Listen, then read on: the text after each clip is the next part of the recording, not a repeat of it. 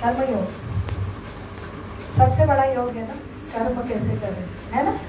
बहुत सुंदर है ये चैप्टर।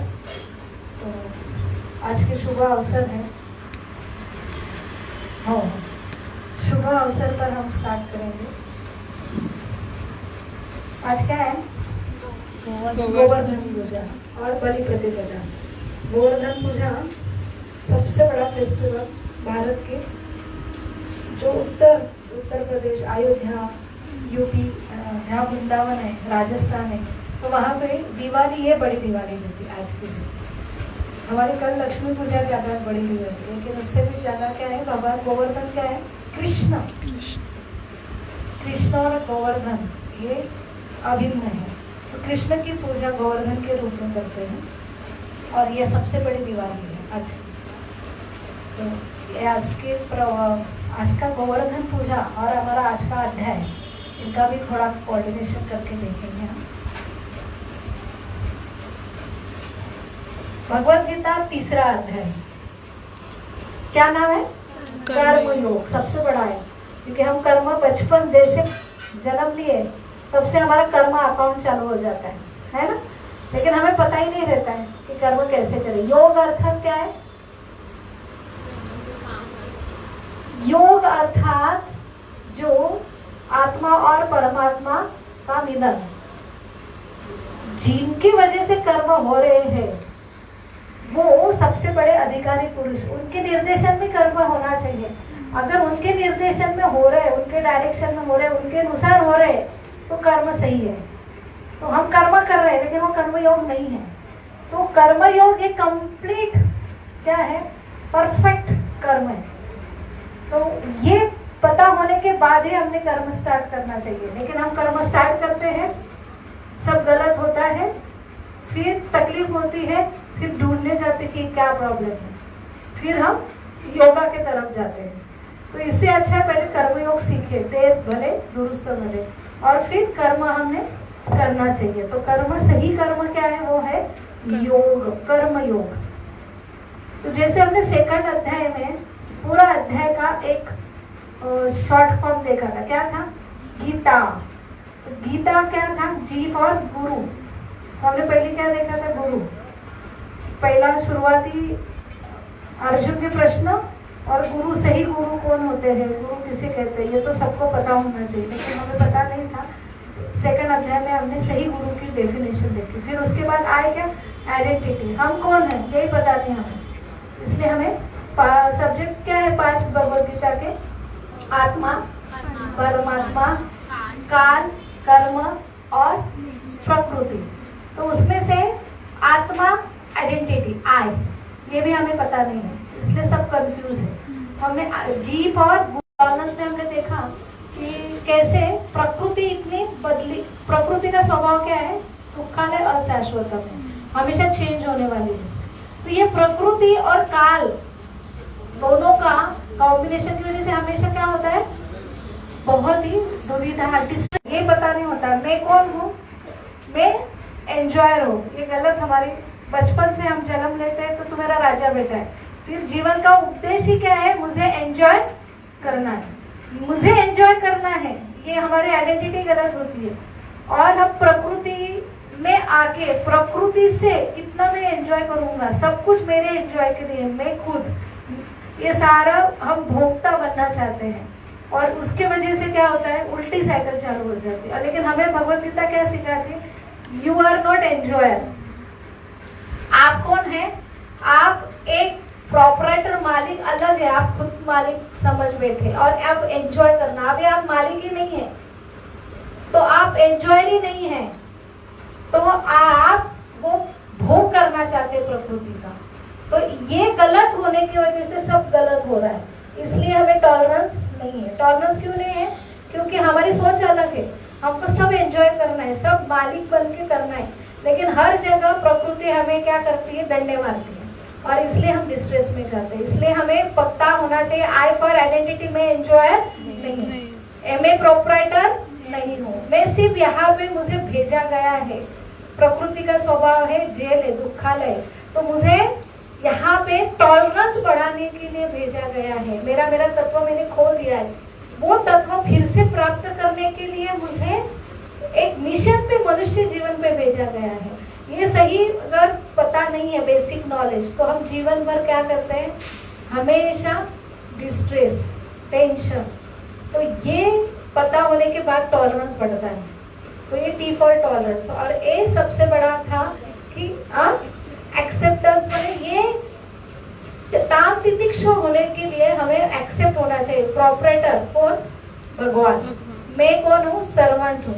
और प्रोपरेटर सर्वेंट का पोजीशन क्या है? ऐसा हमारे जगत का प्रोपरेटर मालिक और नौकर का स्वभाव क्या रहता है? मालिक हमेशा शोषण करता है नौकर का, और मालिक एंजॉय करता है। लेकिन हमारा ओरिजिनल आध्यात्मिक स्वभाव क्या है कि हम सर्वेंट है, लेकिन सर्वेंट को ज्यादा एंजॉय मिलता है सर्विस करने में। मालिक से भी ज्यादा कौन आनंदी होता है? सर्वेंट। यही सबसे बड़ा उल्टा है। तो भौतिक जगत क्या बोला जाता है? हमारा मूल आध्यात्मिक जगत का उल्टा है। तो यहाँ पे सर्वेंट सफरर होता है, वहां पे सर्वेंट की पोजीशन सबसे एंजॉयबल है। तो ये समझ में आना चाहिए कि भगवान मालिक है, हम सर्वेंट है, लेकिन सर्विस करने में जो एंजॉयमेंट है वो मालिक को भी नहीं मिलता है। तो ये अगर सही स्थिति समझे तो सारे जीवन के सॉल्यूशन सारा, लेकिन उसमें थेरी है, प्रैक्टिकल भी दे रहे हैं भगवान ने। तो आज के चैप्टर में क्या हम देखेंगे? ट्री। ट्री का क्या है? पहले 9 श्लोक है जहाँ पे अर्जुन फिर से कंफ्यूजन में जा रहे हैं। तो हमारा चैप्टर आज का सेशन सेमिनार का नाम क्या है? Dealing with confusion. हमारा सेकंड चैप्टर का भी पहला सेमिनार यही था, how to deal with confusion. क्योंकि सेकंड चैप्टर में भी भगवान अर्जुन कंफ्यूज थे, इसलिए दूसरा अध्याय हुआ। अभी हमारा तीसरे अध्याय का पहला चैप्टर है, पहले 9 श्लोक, वहां पे भी क्या है? कंफ्यूजन है। और ट्री हमने टी उसका ये शॉर्टकट दिया है। टी का अर्थ है त्याग। क्या है? त्याग। त्याग अर्थात रेनंसिएशन। तो भगवान हमें क्या मैसेज दे रहे हैं पहले 9 श्लोकों में?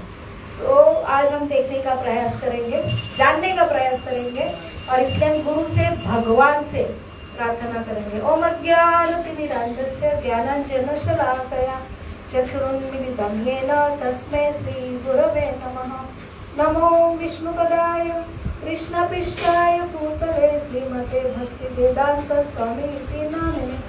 नमस्ते सरस्वती देवे गौरवाणी प्रचारिणे निर्विशेष शून्यवादी पाश्चात्य देशकारिणे वाञ्छाकल्पतरुभ्यश्च कृपा सिन्धुभ्येव च पतितानां पावनेभ्यो वैष्णवेभ्यो नमो नमः। जय श्री कृष्ण चैतन्य प्रभु नित्यानंद श्री अद्वैत गदाधर शिवासादि गौर भक्तवृंद। हरे कृष्णा कृष्णा कृष्णा हरे हरे, हरे राम राम राम हरे हरे। मूकं करोति वाचालं पङ्गुं लङ्घयते गिरिं यत्कृपातमहं वन्दे श्रीगुरुदेवतारिणं परमानन्दमाधवं श्रीचैतन्यं ईश्वरं। हरे कृष्ण। जीवन में हम कब मोड़ते भगवत गीता के लिए? जब हम कंफ्यूज होते हैं, है ना? तो हर जगह ढूंढने का प्रयास करते प्रश्न और उत्तर, लेकिन सही कंफ्यूजन में सही जगह क्या है? भगवत गीता। तो अर्जुन हमें अपने उदाहरण से सिखा रहे हैं। तो गीता क्यों बोली गई? अर्जुन क्या थे? कंफ्यूज थे। और भगवान ने जानबूझ के उनको हिप्नोटाइज किया था कि आप कंफ्यूज हो जाओ, और वो नहीं कंफ्यूज होते तो हमको भगवत गीता मिलती क्या? नहीं। तो कंफ्यूज होना भी अच्छी बात है, लेकिन कंफ्यूज होने पर किसके पास जाना है? सही डायरेक्शन में, वो हमें अर्जुन सिखाते हैं। तो दूसरा चैप्टर भी पूरा मिला था, कंफ्यूज थे अर्जुन। अभी दूसरा चैप्टर में पूरी गीता समझ में आई। आपको समझी पूरी गीता? समझी? डाउट है तो पूरी गीता अगर समझने के बाद फिर से अर्जुन क्यों कंफ्यूज हो रहे? अगर हम नहीं कंफ्यूज हो रहे दूसरा अध्याय होने के बाद, तो फिर हम अर्जुन से होशियार है क्या? नहीं। तो कंफ्यूज क्या है? सेकंड अध्याय में हमने फिर समराइज किया था पूरा भगवत गीता कि क्या प्रश्न क्या है? अर्जुन मैं लड़ना नहीं चाहता, युद्ध करूं या न करूं? हमारा भी रहता है ना कंफ्यूजन, इधर जाऊं या नहीं जाऊँ, ये कोर्स करूँ या नहीं करूँ। और कौन से प्रश्न है, छोटे छोटे प्रश्न रहते हैं। हम कहीं खरीदी, अभी शॉपिंग के लिए जाएंगे दिवाली के लिए, ये ड्रेस लूँ नहीं लूँ, साड़ी ये लूँ या नहीं लूँ, ये ज्वेलरी लूँ या नहीं लूँ। और उसमें अगर हमारा कोर्स होगा एकेडमिक, ये करूँ वो करूँ, अगर BMS करूँ क्या MBBS करूँ, MBBS में ये कॉलेज लूँ क्या दूसरा कॉलेज लूँ। और सबसे बड़ा कंफ्यूजन क्या है, लाइफ पार्टनर है ना। तो कहाँ वो एजुकेटेड देखूँ, उसका एजुकेशन देखूँ क्या उसके घर का प्रॉपर्टी देखूँ। प्रॉपर्टी देखूँ ये दोनों सही है तो फिर दिखने में हैंडसम नहीं है, तीनों चीज है लेकिन स्वभाव से बहुत ईगो है उसको, तो ये तो ज्यादा ही कंफ्यूजन है। पूरा लाइफ क्या रहता है, कंफ्यूज, क्योंकि क्लियरिटी नहीं है। वैसे ही अर्जुन का हुआ था, क्या हुआ था, युद्ध करूं नहीं करूं। तो भगवान ने कितना सुंदर एक्सप्लेनेशन किया कि कर्म करना है, तुमको पाप नहीं लगेगा। क्यों नहीं लगेगा, ये हाइयर कर्म है, हमारे छोटे छोटे कर्म है, ड्रेस ये लूं क्या साड़ी लूं क्या, ये छोटे छोटे चीज। लेकिन वो कौन था, पूरी सृष्टि का मेन धर्म स्थापना हो रही थी और उसके लिए चुना गया था। तो हमारा व्यक्तिगत और सबसे बड़ा दायित्व, बड़ा रिस्पॉन्सिबिलिटी में फर्क रहता है। तो यहाँ पे वो व्यक्तिगत सोच रहा था मुझे पाप लगेगा और मैं हार जाऊं तो मेरा क्या होती, बदनामी होंगी, और जीत जाऊं तो मर जाएंगे, मुझे अच्छा नहीं लगेगा। वो खुद के लेवल पे था। तो भगवान ने पूरा कंसेप्ट क्लियर किया, ये साधारण कर्म नहीं है, इसमें तो हारेंगे तो भी आपको, मर जाएंगे तो भी स्वर्ग मिलेगा, अच्छे जीत जाएंगे तो आपको राजा मिलेगा, आपको पाप, इनके मारकर आपको पाप की रिएक्शन नहीं मिले, क्योंकि ये साधारण कर्म नहीं था, विशेष कर्म था। इसलिए बहुत जरूरी, भगवत गीता हमको समझाती क्लियर कंसेप्ट। छोटे छोटे अपने व्यक्तिगत कर्म, उसमें लॉ अलग रहता है, और जब हम बड़ा दायित्व एक रिप्रेजेंट कर रहे, बड़ी रिस्पॉन्सिबिलिटी ले रहे समाज के लिए, देश के लिए, तो सबसे बड़ा दायित्व है, वो भी कर्म है ये भी कर्म है, लेकिन उसमें लॉ अलग है। तो ये लॉस पता होना चाहिए, अगर लॉस पता नहीं तो हम कंफ्यूज रहेंगे। तो भगवत गीता पूरी लॉस, सृष्टि के लॉस बता रहे, अभी कर्म का लॉ। और भगवत गीता ने, भगवान ने क्या बोला, कर्म कांड कर जैसे करो क्योंकि आपको मिलेगा। कर्म कांड का अर्थ क्या है, कुछ करो। कल लक्ष्मी पूजा की, लक्ष्मी का प्रागट्य दिन था, लक्ष्मी क्या क्या देते, धन दैवत ऐश्वर्य देती, करो प्रसन्न होंगे, ऐश्वर्य मिलेगा, ये कर्म कांड है। लेकिन उससे भी ज्यादा क्या है कि उसके लिए मत पूजा करो लक्ष्मी की, तो उससे क्या होगा, कर्तव्य के लिए कि वो हमारी माँ है। और तीसरा, उससे भी ज्यादा क्या है, भगवान क्या बोलते हैं, कर्तव्य के लिए भी आनंद इतना नहीं मिलता है, और दायित्व तो हम करते हैं अच्छे माता पिता से, जैसे माँ है, उससे भी ज्यादा है प्रेम के लिए कर्म करो। और वो सबसे हाईलाइट क्या क्या बोला था, कर्म कांड, कर्म योग, फिर बुद्धि योग। ये बुद्धि योग के बाद कर्म योग, ये हमको ज्ञान योग, कर्म योग, ये सारे चीज भगवत गीता के सेकंड अध्याय में हमको भगवान ने दिया। ज्ञान से, योग से कर्म करो, जवाबदारी के लिए कर्म योग मैंने जवाबदारी के लिए करो, और भक्ति योग भी डाला था। भक्ति अर्थात मैं प्रेम कर रहा हूँ, इसलिए मेरे पिता से, माता से, सृष्टि रचने से प्रेम कर रहा हूँ, इसलिए मैं कर्म करूँ, मुझे कुछ भी नहीं चाहिए, और वो ज्यादा लॉन्ग लास्टिंग है। और उसमें अगर ऐसा व्यक्ति भक्ति योग में स्थित है तो हमने 10 बेनिफिट देखे थे। क्या होता है, वो स्थित प्रज्ञ होता है। क्या क्या होता है, डिजायरलेस होता है, क्या होता है, डिजायरलेस होता है, वो अनअफेक्टेड रहता है, फिर वो उनकी सेंसेस कंट्रोल में रहती है, फिर वो सेंसेस हायर टेस्ट रहती है, इसलिए वो कभी भी उसके कर्म करने के लिए वो नीचे नहीं गिरता। फिर क्या होता है, पांचवा, कंसिस्टेंसी रहती है, फिर उसके अपने फिक्स रहता है, उसका कॉन्शियसनेस फिक्स होता है। उसके बाद वो कभी भी क्या होता है, कॉशियस, केयरफुल होता है, जैसे प्राणी कैसे केयरफुल होते, तो वो कंसिस्टेंसी रहती है, लेकिन वो एकदम ऐसा कैसा भी काम करेगा, कोई भी उसको अटैक करेगा नहीं, वो हमेशा सतर्क रहेगा। फिर उसके बाद वो डिसिप्लिन रहेगा, उसके बाद वो डिटरमाइन रहेगा, कमिटेड रहेगा। ऐसे लोग हमको अगर स्पिरिचुअल बने, हम जैसे वसुदेव का एग्जांपल दिया, शत्रु भी उसके ऊपर विश्वास करता अगर स्पिरिचुअल है, क्योंकि वो क्या है, कमिटेड है।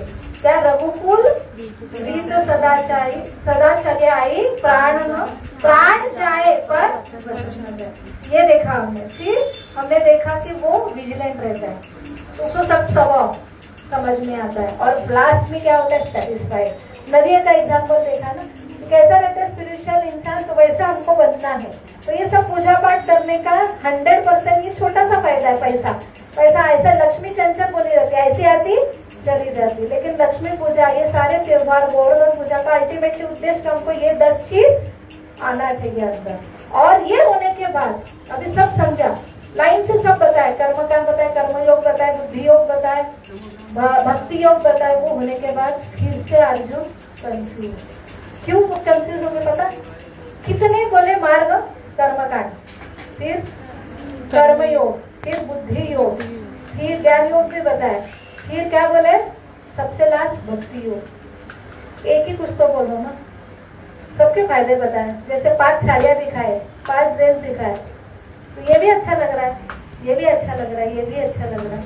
तो भगवान इतना क्यों ऑप्शन देते हैं? इससे समझ में आता है कि भगवान पिता है, स्वतंत्र देता है। बते ऐसे करते हैं नहीं, एक ही मिलेगा, ये दे कर्मयोग, कर्मकांड, बस इतना ही, बस मैं बोलता हूँ ना एक, तो वो प्रेम होगा क्या? नहीं, वहां पे स्वतंत्रता होती है क्या? वो हिटलर बाजू में। इसलिए भगवान ने पूरे रास्ते, तो क्या क्या है, एक होता है हम मेडिटेशन करते, ध्यान योग भी बताए, कर्मयोग, ध्यान योग, ज्ञान से समझो ज्ञान योग, फिर कर्मयोग बताए, उसके बाद बुद्धि योग, भक्ति योग, इतने सारे योग बताए। ऐसा नहीं होना चाहिए कि भगवान एक ही बताया आपने। तो भगवान को क्या स्वतंत्रता देते हैं, पूरे ऑप्शन देते हैं, उसमें क्या करना है तूने, चुनना है। तो ये सही प्रेम है ना? हाँ, तो ये सब करने पर वो कंफ्यूज हो गया, कर्मकांड करूं, कर्मयोग करूं, ज्ञान योग करूं, ध्यान योग करूं, कि भक्ति योग करूं, इतना सब बताया तो कंफ्यूजन होना ही है ना। तो आपका भी हुआ ना? अगर कंफ्यूजन नहीं होता ना तो पूरी दूसरे अध्याय के बाद गीता जाती क्या? तीसरा अध्याय खुलता है, 8वां अध्याय हमको पूरा सिखाना था ना, इसलिए फिर से अर्जुन को कंफ्यूज किया। तो हम भी कंफ्यूज हो रहे। तो भगवत गीता ऐसा नॉलेज है कि एक इसमें समझने पर समझ में नहीं आता, जितना समझता है उतना समझ में आने लगता है कि ये समझने के परे। ये भगवत गीता है, क्योंकि भगवत गीता और भगवान अभिन्न है। तो भगवान को समझना इतना सादी बात है। अगर जो व्यक्ति बोलता है मैं PhD किया, मुझे सब कुछ आता है भगवत गीता, तो वो समझना उसको कुछ नहीं आ रहा है। तो ये इतना पूरा उसका व्याप इतना है कि ये समझना, जिसको समझा वो समझेगा कि ये समझने के परे है, माने ये इतना बड़ा साइंस है। तो वो जिंदगी भर एक बार नहीं, रोज पढ़ने की चीज है, इसलिए वो भगवत गीता है। इसलिए बाकी के ग्रंथ पुस्तक से ये अलग है। एक ही लाइन आज अलग सेंटेंस आपको समझेगा, वही लाइन आपको कल पढ़ेंगे तो और दूसरी समझेगा, कल परसों पढ़ेंगे तो और दूसरा, वो एक ही लाइन में इतना जादू है। ये भगवान का एक एक शब्द है भाई, ये साधारण ही दुनिया का शब्द नहीं है। तो ये हमें भगवत गीता का 3रा चैप्टर पढ़ा रहा है। तो पहला क्या है, कंफ्यूज, फिर से कंफ्यूज। अभी क्या बोल रहे हैं, अर्जुन उवाच जायसी चेत कर्मस्य मता बुद्धिर्जनार्दन तत्किमं कर्मणि घोरं माम नियोजयसि केशव। अर्जुन ने कहा, हे जनार्दन, हे केशव, यदि आप बुद्धि को सकाम कर्म से श्रेष्ठ समझते हैं तो फिर आप मुझे इस घोर युद्ध में क्यों लगाने चाहते हो? समझे आप? भगवान ने क्या बोला, पहले कर्म करो। क्यों कर्म से भाग रहे थे? कर्म कांड है, श्रेष्ठ है, लेकिन उससे भी श्रेष्ठ क्या है, कर्मयोग। फिर उससे भी श्रेष्ठ क्या है, बुद्धि योग, ध्यान योग। उसके बाद क्या है, सबसे तो श्रेष्ठ क्या है, लास्ट में भक्ति योग। भक्ति योग का अर्थ क्या है? हम बोलते भक्ति योग मैंने क्या है, सिर्फ कीर्तन करना, भजन करना, मंदिर में जाके बैठना, भक्ति इसको ही बोलते हैं ना आजकल दुनिया में। तो इससे अर्थ क्या है, काम छोड़ के मंदिर में आके बैठना। तो वो बोल रहे हाँ भक्ति योग सबसे श्रेष्ठ लग रहा है, आपने बोला लास्ट में, और उस पे आके मुझे छोड़ दिया, अर्थात फिर भगवान का नाम लेना है, भगवान से प्रेम करना है, फिर मुझे युद्ध करने के लिए प्रवृत्ति कर रहे हैं। तो भक्ति का अर्थ क्या है, छोड़ छाड़ देना। ऐसा ही है ना, ऐसा ही लोगों को पता है, क्योंकि उनको सही गीता पता नहीं है। यही कंक्लूजन लोग निकालते हैं कि भक्ति अर्थात सब कुछ छोड़ छाड़ देना। तो बोलते भक्ति आता छोट छोट अच्छा मैं भगवान से प्रेम करूंगा बस हो गया, सेटिस्फाइड होंगे भगवान, तो मुझे युद्ध करने के लिए क्यों बोल रहे हो? ये ऐसा घोर युद्ध का कर्म करने के लिए क्यों बोल रहे हो? जायज है ना प्रश्न अर्जुन का। फिर भगवान क्या बोल रहे हैं कि व्यामिश्रेण वाक्येन बुद्धि मोह्य समीमे तत् एकं वज्निच्छतं येन श्रेयो। अहम आप न यो आप मुझे दिख नहीं रहा है। तो यहाँ पे क्या बोल रहे हैं, आपके मिश्रित अनेक अर्थ उद्देश्यों से मेरी बुद्धि मोहित हो गई है, अतः कृपया करके निश्चय पूर्वक मुझे बताएं कि इनमें से मेरे लिए सर्वाधिक श्रेष्ठ का क्या होगा। मोहित हो जाते है ना बुद्धि, ये भी अच्छा लग रहा है, वो भी अच्छा लग रहा है, वो भी अच्छा लग रहा है, ये श्रेष्ठ लग रहा है, लेकिन भक्तियों का अर्थ ही हमको पता नहीं है। उसमें क्या है, उसे भगवान के आनंद के लिए काम करो, भजन क्रिया करो, फिर मुझे कर्म करने के लिए, वो भी घोर कर्म है ना अर्जुन युद्ध का, तो मुझे क्यों करने के लिए बोले? एक बार बोलते भक्ति योग करो, दूसरी बार बोलते कर्म योग। चलो पूरा भगवत गीता में अर्जुन को भगवान क्या बोले, उठो युद्ध करो, उठो अर्जुन। समझाने के बाद फिर से क्या बोलते थे भगवान, उठो अर्जुन। तो पूरा गीता क्यों बताए? अर्जुन को युद्ध करने के लिए बताए। तो हर समय भगवान समझाते ही रिलैक्स होता है, हाँ ये सबसे अच्छी बात है। तो हमारा मन कैसा रहता है, हमेशा भागना चाहता है। मन हमेशा क्या करना पड़ता है, उसको इतना आलसी प्राणी है, उसको तो जितना आराम दे, जैसे सोने के बाद उठना, पता है बुद्धि को उठना है, मन क्या बोलता है, क्या पड़ा है, कुछ नहीं होता, 10-15 मिनट सो। भागने का, जहाँ पे भागने का रास्ता रहता है ना, उसमें मन पहला आपका साथ देगा और आपको कन्विंस करा। बुद्धि को तो वो हर लेता है, बुद्धि भी बराबर बोलती है, ये मार्ग सबसे सही है, वहां पे आराम है, ठीक है। तो ये है सही हमारा प्रॉब्लम, और हम मन के लेवल में ही रहते हैं और मन के लेवल के वजह से कंफ्यूज रहते हैं। तो ये भगवान अभी अर्जुन को क्लियर कर रहे हैं। तो देखो क्या है, क्वेश्चन मार्क, कंफ्यूजन। और कितने रास्ते मिल रहे हैं, इतने। कौन से रास्ते में जाओ? भगवत गीता क्लियरिटी सिखाती है, लेकिन जैसे जैसे आगे आगे जाएंगे वैसे वैसे कंफ्यूजन बढ़ता जाता है। फिर क्या है कि मुझे जाने के लिए 2 चीज जरूरी है। पहली बात क्या है कि मुझे क्लैरिफिकेशन होना चाहिए, कौन सा मार्ग में क्या क्या है, तभी मैं आगे बढ़ने के लिए जरूरी है। तो भगवत गीता किनको, कौन आते हैं भगवत गीता के पास? आप जैसे सिंसियर लोग आते हैं, जिनको कंसेप्ट क्लियरिटी चाहिए जीवन के तो बहुत मार्ग है। और इसलिए योगा सब कुछ, सब लोगों को आजकल फैड है योगा का, लेकिन योगा का अर्थ पता नहीं है। योगा क्या है? कोई बोलता है कर्म ही पूजा है, बस कर्म करो। सबसे 90% लोगों का क्या रहता है, गीता का वो अपने अपने हिसाब से अर्थ निकालते। क्या है योगा, गीता का अर्थ और योगा का अर्थ क्या है, कर्म ही पूजा। वो श्लोक कोड भी करेंगे, कर्मण्येवाधिकार से, कर्म करो, लेकिन ये पूरी डेफिनेशन में अपने अपने हिसाब से कन्वीनियंस लेते। तो योगा का अर्थ कर्म योग भी है, कर्म योग है। दूसरा क्या है, नॉलेज। नॉलेज का अर्थ ज्ञान योग, कर्म योग, ज्ञान योग। फिर मेडिटेशन का अर्थ क्या है, ध्यान योग। और फिर ये भक्ति योग। सेवा क्या है, निस्वार्थ सेवा। तो ये है पूरा योगा। तो ये चारों की का मीनिंग एक ही है, लेकिन अलग अलग मायने में। कर्म योग माने कर्म करके भगवान को संतुष्ट करो, लेकिन कर्म भगवान के लिए करो, हमारे संतुष्टि के लिए नहीं करना है। कर्म करते रहो। हमारा कर्म कैसे रहता है, कर्म ही पूजा, मेरे संतुष्टि के लिए मैं कर्म करूंगा। संतुष्टि इधर भी मिलती है, लेकिन तुम्हारी। लेकिन सही कर्म कैसा होता है, भगवान ने इंद्रिय दी है, भगवान ने बुद्धि दी है, सब कुछ भगवान है। जैसे आइडियल मालिक और आइडियल नौकर। तो मालिक ने, नौकर क्या है, ये हम ऐसे नौकर के हमको बनाया भी मालिक नहीं है, एनर्जी भी मालिक ने डाला है, और कर्म करना भी मालिक के लिए है, लेकिन मर्जी किसकी रहेंगी, हमारी। तो इसलिए सब गड़बड़ है ना। तो कर्म करना है, लेकिन किसके लिए करना है, हमें बनाया है उनके कर्म के लिए। भगवान ने किसके लिए करने के लिए बोला। जैसे ये क्या है, मैकबुक है, उसको बनाया किसके लिए, जिस चीज के लिए बना है वही काम करेगा तो परफेक्ट है। आपको जिसके लिए बनाया है वो छोड़ के हम सब कर रहे तो गड़बड़ी रहेगी। तो ये कर्म योग का अर्थ है। कर्म है लेकिन किसके? मालिक के संतुष्टि के लिए। मालिक ने जिसके लिए बनाया उसके हिसाब से कर्म करना, इसको क्या बोलते हैं?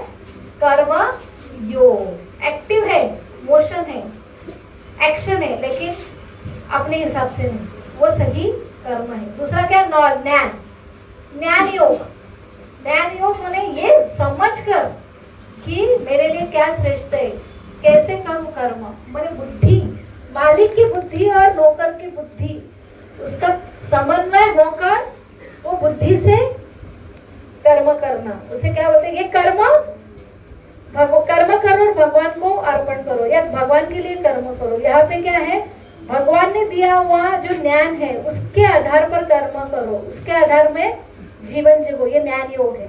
और मेडिटेशन क्या है? भगवान को प्राप्त करने के लिए ध्यान, ये ज्ञान मार्ग है तो भगवान को प्राप्त करने, भगवान को प्राप्त कर्म के द्वारा भगवान को प्राप्त करे। एक क्या है? ज्ञान मार्ग, पढ़ के भगवान की प्राप्ति करो। ये क्या है? ध्यान करके भगवान की प्राप्ति करो। और ये क्या है? भगवान की सेवा करके, भगवान की सेवा करके भगवान को प्राप्त करो। तो ये चारों पे भगवान की प्राप्ति है। आप समझ में है ना? तो ये है योगा। हमें योगा समझ में आना चाहिए, फिर कर्म समझ में आना चाहिए, कर्म के पूरे लॉ समझ में आएंगे, तब जाके पूरा चैप्टर होगा कर्म योग। तो आगे आगे हम ऐसे बढ़ेंगे। तो आज हम ऑलरेडी लेट चालू हो गए, हमें डेडलाइन मिली है क्योंकि दामोदर अष्टकम है 7 बजे। तो आज बहुत पावन अवसर है। स्लाइड छोटे ही 4 ही थे, दो अध्याय के लिए। तो आज कौन सा है? गोवर्धन पूजा। तो गोवर्धन लीला पता है?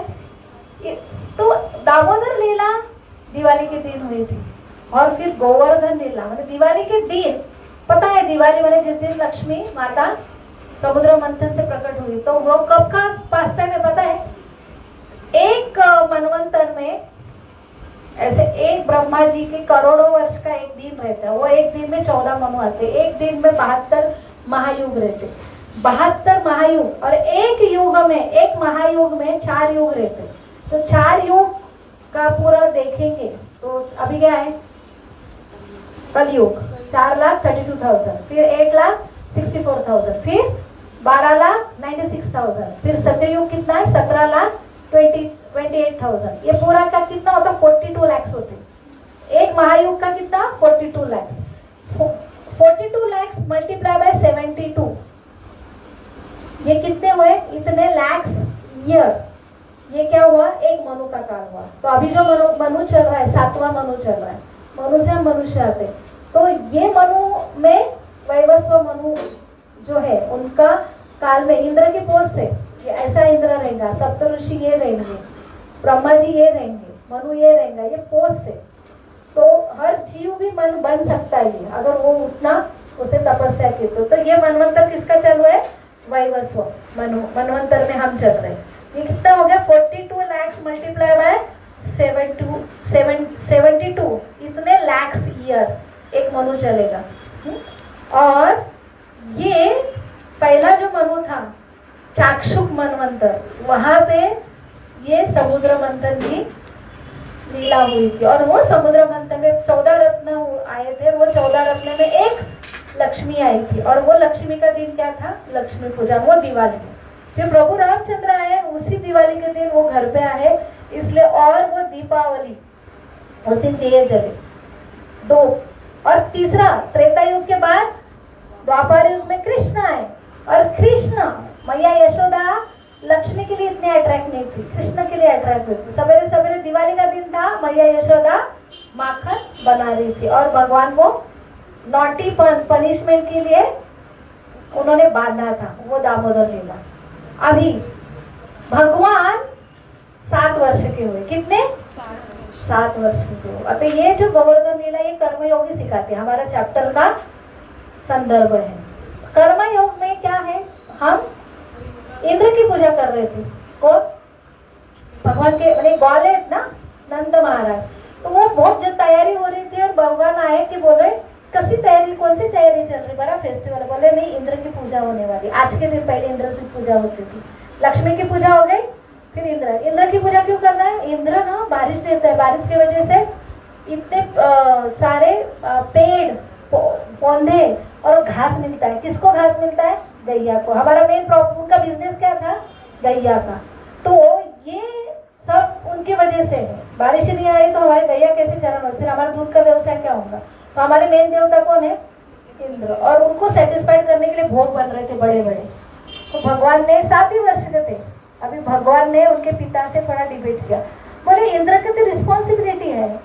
भगवान ने देव देवता को सृष्टि चलाने के लिए एक एक पावर दिया। जैसे प्राइम मिनिस्टर है, उन्होंने अलग अलग मंत्री बनाए, और मंत्री का रिस्पॉन्सिबिलिटी है ना, ये आरोग्य खाते का मंत्री है, ये पानी का मंत्री है, ये अर्थ मंत्री है। तो भगवान ऐसे मेन ये है, मालिक है कि वो सबको पोस्ट देते, प्रोवाइड वही करते, लेकिन एक एक का कारभार देते। और इंद्र की जवाबदारी है, तुमने उनको इंद्र को भोग दिखाया नहीं दिखाया, ये नास्तिकवाद नहीं है। लेकिन नास्तिक लोग बोलते हैं कर्म ही पूजा, अपना हाथ जगन्नाथ है। हमने काम किया तो फल तो मिलने वाला है, पूजा करने की जरूरत नहीं है। तो वहां भगवान यही फिलॉसफी उनको बोल रहे, इंद्र को तो उनकी जवाबदारी है ना पानी डालना, बारिश करना। आप उनकी पूजा करो नहीं करो तो भी आने वाला है। तो बोले डर गए लोग, पूजा कैसे करते हैं? और लक्ष्मी की पूजा नहीं की, लक्ष्मी नाराज हो गई तो मैं नहीं, रोकड़ा नहीं मिलेगा, है ना। तो लोग, आधे लोग तो डरने की वजह से लक्ष्मी पूजा करते हैं, लेकिन हमने देखा डर के लिए नहीं, कुछ मिलने के लिए नहीं, कर्तव्य के लिए अच्छी बात है, लेकिन सबसे ज्यादा प्रेम के लिए लक्ष्मी की पूजा करना। वही सिद्धांत भगवान सिखा रहे, अब डर के मत करो पूजा। तो 7 वर्ष के बालिक ने ये सिद्धांत रचाया कि फिर इतने सारे भोग लगे, आपको करना ही है ना। तो क्योंकि इंद्र बहुत गर्वित हो गया था, तो उनका गर्व हरण करना ये दूसरी योजना था भगवान की। और गोवर्धन, ये सही क्या है? गोवर्धन माने निसर्ग की पूजा है। लोग कभी कभी भगवान को मानते नहीं, बोलते निसर्ग ही भगवान है, और निसर्ग को मानते हैं। पेड़ की पूजा करेंगे, पेड़ वृक्षारोपण करेंगे, लेकिन उनको पता नहीं ये सारा वृक्ष, ये सारी जो सृष्टि है उसका मालिक व्यक्ति रूप में हम कृष्ण की पूजा करते हैं। तो ये निसर्ग की पूजा होनी चाहिए। ये जो गोवर्धन पर्वत है ना, उसके पूरे पर्वत में इतने सारे फल फूल, पूरा इतने सारे पेड़, तो वहां पे पूरे वृंदावन गोपो के गैया जाती थी चराने के लिए। तो फिर हमारा मेन कौन ख्याल रखता है? गोवर्धन।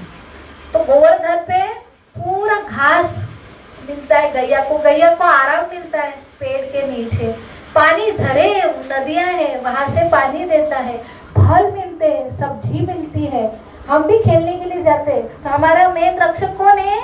गोवर्धन। तो उनको कन्विंस किया, तो कन्विंसिंग पावर है, और उनका डर भी निकाल दिया। इसलिए भगवान कृष्ण है, वो ये सही पूजा सिखाते कि डर के मत करो। फिलोसॉफी सिद्धांत देते भगवत गीता, तो ये सिद्धांत सिखाने पर सब कन्विंस हो गए और उनका डर भी चला गया। अभी ये भोग का क्या करेंगे? सिंपल है, ये भोग किसको दो, चलो। और भोग कैसे बनाए थे पता है? ऐसे पर्वत के पर्वत, ढेर सारे चावल, इतने फिर दाल अलग अलग प्रकार की, इतने सारे पराठे, इतने सारे खीर, इतने सारे लड्डू, तो सब लेके कहाँ पे गए? गोवर्धन। और वहां पे भगवान ने ये भोग रखने पर कृष्ण वहां साक्षात प्रकट हुए, उन्होंने दिखाया गोवर्धन और मैं अभिन्न हूँ, और उन्होंने बोला आनी मोर लाओ। और सही में उस दिन जितने भोग दिखाए ना, वो भगवान डायरेक्ट वो पर्वत से हाथ निकले उनको। इसलिए गोवर्धन हम बनाते हैं ना, तो उसमें क्या रहता है? आंखें, पर्वत ये रहता है पर्वत का शेप, लेकिन उसमें क्या है? आंखें। तो यहाँ पे भगवान क्या दिखा रहे हैं कि हर निसर्ग में पेड़ भी है तो मैं हूँ, फल जो आपको निसर्ग लग रहा है तो वो कौन है? मैं हूँ। ये क्लियरिटी गोवर्धन लीला में मिलती। और वहां पे हमें, तुम मानते नहीं भगवान को, ठीक है, निसर्ग को पूछते हैं, वो भी मैं हूँ, तो लेकिन निसर्ग आपका आदान प्रदान नहीं करेंगे, भगवान व्यक्ति रूप में आदान प्रदान करते हैं। इसलिए निसर्ग तो भगवान का एक हिस्सा है, लेकिन आदान प्रदान कहाँ मिलता है? कृष्ण से। तो भगवान ने वहां प्रकट हुए, हाथ से लिया, ऐसे 1 सेकंड में पूरे जो राइस के जो ढेक थे ना, 1 सेकंड में गायब। और बोलते और लाओ, बोलते हैं ना, भगवान कहाँ खाते हैं? लेकिन भगवान ने लीला में दिखाया था कि मैं प्रेम से मुझे जब खिलाता तो मैं भूखा होता हूँ। इतने सारे पूरा क्या पूरा भगवान ने 2 सेकंड में गड़म किया और सब लोग वहां पे उत्सव सेलिब्रेट किया। लेकिन अभी कहाँ से जलन हो रही थी, इंद्र देख रहा था मेरी पूजा बंद करके ये पर्वत की पूजा कर रहे हैं। उनको कृष्ण नहीं दिखे उसमें, वो भूल गए मेरे स्वामी। जैसे हमको अगर कृष्ण नहीं हमारे जीवन में है, सही स्वामी, तो हम स्वामी बन जाते हैं। इसलिए सही स्वामी पता होना चाहिए हमारी पोजीशन। तो वो मस्त हो गया और उसने क्या किया, संवर्धन बादल, जो प्रलय में जाते ना इतने बड़े, हम एक गारपीट का बारिश होती तो कितने हमारा क्या होता है, सब ध्वस्त विस्त हो जाते। तो बड़े बड़े संवर्धन बादल इंद्र ने छोड़े और वहां पे क्या हुआ, भगवान ने छोटे से उंगली पर, वो भी दाएं अपना लेफ्ट गोवर्धन उठा दिया। किसके लिए, उन्होंने सुना था ना भगवान का। तो अगर भगवान के निर्देशन में हम चलेंगे तो भगवान हमारी रक्षा करेंगे, पहला लेसन। दूसरा लेसन क्या है कि सही पूजा का तत्व क्या होना चाहिए, ग्रेटिट्यूड। गोवर्धन लीला में क्या हुआ था, हमें उनके प्रति ग्रेटिट्यूड चाहिए जो हमें दे रहे हैं, और फिर भगवान रक्षा करते हैं। और चौथा क्या है कि गर्व जहाँ पे है वहां पे क्या होने वाला है, हमेशा हनन होने ही वाला है। तो गर्व में हम भूल जाते हैं। तो सब बारिश बिरिश कहाँ से आती, भगवान से। उनको सिर्फ कॉन्ट्रैक्ट दिया था, ये उनको दे, लेकिन उससे क्या होता है कि वो भगवान को ही मारने के लिए, गर्व की वजह से क्या हुआ, मालिक को ही मारने के लिए। और मालिक के जो चाहते थे सारे ब्रजवासी, माता पिता, जो प्रेम है सबसे बड़ा, उनको मारने के लिए इंद्र क्या हुआ, उन्हें एक द्वेष, ईर्षा, एक पहले जेलेसी होती है कि मेरा उधर जा रहा है, फिर उसके बाद इतना ये ईर्षा नहीं खत्म हुई, एनवी नहीं खत्म हुई, वो ईर्षा तक चला जाता है। ईर्षा द्वेष, और द्वेष में क्या होता है, विनाश। अभी मैं उसको मारने के बाद ही मेरा ठंडा होगा। तो जलन अच्छी बात है क्या, लेकिन यहाँ पे लोग एनवी मैंने बहुत आनंद होता है। तो ये गोवर्धन का 5वां लेसन है कि एनवी से शुरुआत होता है विनाश, उसको बुद्धि पूरी भ्रष्ट होगी। और 7 दिन 7 रात इतने बादल होने के बाद पूरा ब्रह्मांड, ब्रह्मा जी का एक दिन का महाप्रलय होता है ना, उसमें वो बारिश हुई। लेकिन छोटा सा गांव था और गांव में वो गोवर्धन का एक पत्ता भी नहीं हिला, इतना। तो फिर हमें जादू लगता है, हमको लगता है जादू मिलेगा तो समझेंगे भगवान। तो भगवान ने दिखाया, ये लीला से 6वां लेसन क्या मिलता है, कृष्ण साधारण बालक नहीं है। फिर रोने वाले बालक दिख रहे, लेकिन ये कौन है, भगवान है। बस भगवान ही कर सकते हैं ना। इतना तो छोटा बालक 7 दिन इतना बड़ा गोवर्धन पर्वत उठा सकता है। और उठाने के बाद इतने बादल होने के बाद, बारिश होने पर एक पत्ता हिला नहीं, ये जादू है। तो भगवान ने दिखा दो कि मैं भगवान हूँ। तो ये ऐश्वर्य के लीला, यहाँ पे प्रूफ होता है। कौन बोलता है भगवान कृष्ण भगवान है, यहाँ पे प्रूफ है गोवर्धन लीला। गोवर्धन लीला में भगवान ये सिखाते हैं कि मेरी नकल करनी है ना। लोग रास लीला खेलते हैं, क्या करते, डांडिया खेलते हैं, उसमें क्या भगवान की रास लीला कॉपी करते। तो मुझे कॉपी करना है तो मेरे जैसा गोवर्धन उठा के दिखाओ। गोवर्धन छोड़ो, एक इतने से छोटा सा बुक है, वो उंगली पे लेके बैठो, बैलेंस करो। कितना देर, 7 दिन 7 रात करेंगे। तो ये आप भगवान चैलेंज देते। और सबसे बड़ा मैसेज ये देते कि कितनी भी निगेटिविटी है, कि जैसे इतना बड़ा संकट ब्रजवासी के ऊपर था, और इतने संकट में भी भगवान ने क्या सिखाया, अगर मेरा आश्रय लेंगे ना संकट में, तो 7 दिन 7 रात, ये सबसे बड़े संकट के दिन थे। किसके लिए, वृंदावनवासी के। लेकिन वो सबसे सुनहरे दिन और रात निकले। क्यों पता है, क्योंकि 7 दिन 7 रात भगवान उनके साथ थे। वो गोपियां है ना, ऐसे जब भगवान जाते थे गैया चराने के लिए 1 मिनट के लिए देखते थे, भगवान तुरंत ओझल होते थे। फिर रात तक वो देखते थे, 1 मिनट, थोड़ा ही दर्शन मिलता था। लेकिन उनकी इच्छा थी ऐसा कब दिन निकलेगा, बस भगवान और मैं बस निहारता रहूं। वो उनकी इच्छा उस दिन कंप्लीट हुई। और कितने दिन, 1 दिन नहीं, 7 दिन और 7 रात सारे जगह थे। सोएगा कि इतना बड़ा बादल चल रहा है, हाँ, इतना सब बारिश चल रही पूरा, और वहां पे हम खड़े हैं, और वो भी एक छोटा बच्चा लेके खड़ा है।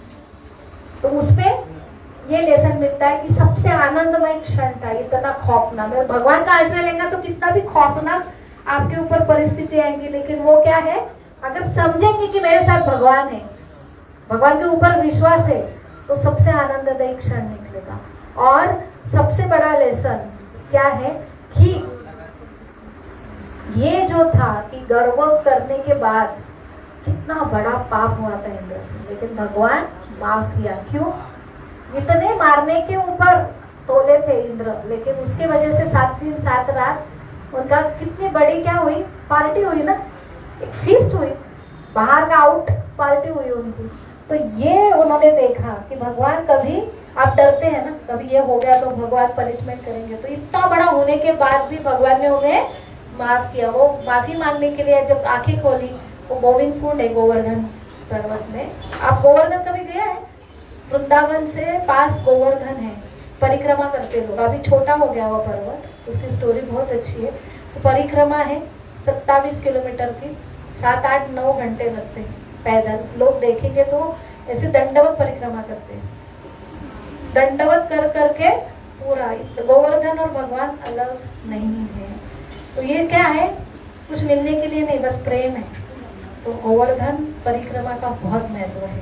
तो गोवर्धन लीला में हमें बहुत सारे लेसन मिलते हैं कि कैसे, और गोवर्धन खुद भगवान का रूप है, लेकिन वो भगवान की सेवा में, इसलिए सबसे बड़ा, गोपिया बोलती कि हमारे भी श्रेष्ठ, हमसे भी गोवर्धन है, तो वो हरिदास वर्ष है। तो वहाँ पे हमें सबसे बड़ा लेसन मिलता है कि भक्ति योग जो गोवर्धन है, जो उन्होंने भगवान को जीता तो था, तो भगवान का सबसे श्रेष्ठ, जैसे राधा रानी और भगवान कृष्ण अलग नहीं है, राधा रानी ही कृष्ण है, उनकी शक्ति है। बलराम और कृष्ण अलग नहीं है, कृष्ण और बलराम में पुरुष अवतार है, लेकिन ये दोनों बलराम और राधा रानी भगवान बन के नहीं रहते, वो भगवान के सेवक बन के रहते। वैसे गोवर्धन और भगवान अलग नहीं है, लेकिन वो कौन से फॉर्म में है, भगवान के सेवक। तो ये तीनों की कॉम्पिटिशन होती है, बलराम जी, राधा रानी, गोवर्धन, कौन भगवान की सेवा अच्छी करेंगे। तो भगवान का एक्सपांशन है। तो ये सबसे बड़ा है कि भक्ति में, सेवा में जितना आनंद है वो भगवान को भी नहीं मिलता। तो ये हमें लेसन मिलता है आज का। गिरिराज गोवर्धन की जय। तो हम सेलिब्रेट करेंगे 14 नवंबर को। यहाँ पे ऐसा ही बड़ा अन्नकूट होगा राइस का, और बहुत सुंदर यहाँ पे गोवर्धन का, और वहाँ पे भोग लेके आना भगवान को, तो भगवान से ही में खाते हैं। ठीक है, तो आज का ये कर्मयोग सिद्धांत पहला लेसन यहाँ समाप्त होगा। तो आपको अच्छा लगा आज का सेशन? लीला होनी चाहिए, फिलॉसफी होना चाहिए, तो दोनों होगा तो अच्छा लगता है। सिर्फ फिलॉसफी भी ज्यादा हेवी होती है। ठीक है, अभी क्या होने वाला है, दामोदर अष्टमी, और प्रसाद भी आपको प्रसाद लेना है तो वहाँ पे पर्दे के पीछे। हरे कृष्ण।